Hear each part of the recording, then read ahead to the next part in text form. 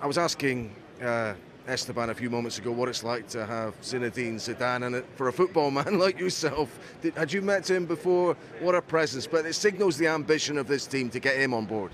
It's it's just incredible to have Zinedine Zidane as an ambassador, and personally, it was one of my heroes as a kid. I've watched him for years, and I started football actually before starting karting, and it was partly the reason why I choose number 10 as well in Formula One. So it was just incredible backstage before the event started to get to spend some time with him. I never had the chance before to meet him in person, and just such an inspiring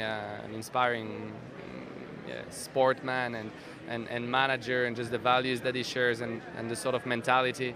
So no, it's definitely a fantastic addition to the team. And exactly as you say, it just shows the ambition of Alpine going forward.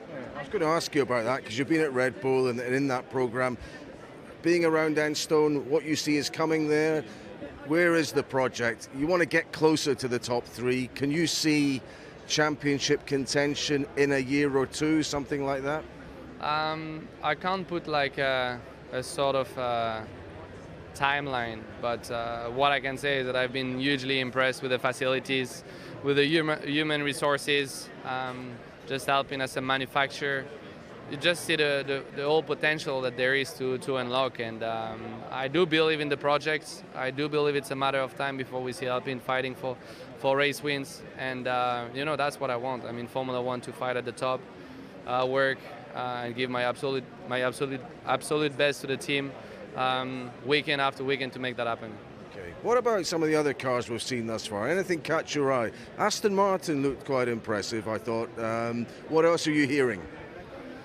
I've heard a lot, but I had a busy winter, and I tried to focus on my family and focus on working out and my own work with the team. So I usually don't try to waste too much energy with that. I'm just not gonna lie. It's been quite a busy winter trying to catch up and learn as much as possible with a new team. It's a new environment, it's a new way of communication, new way of working. So I just wanted to get as much done as possible before we start the season, and we'll see once we get the cars on the track. So far, I felt I've been really greatly welcome into the team. Every single time we've been to Enstone or been out on track with that car, I felt very comfortable, and I think there is a lot of potential, and just eager to get started. One last thing, we've asked a lot of the British drivers about this. This whole debate about can we speak up on causes we believe in. You're someone who has spoken up over the last year or so.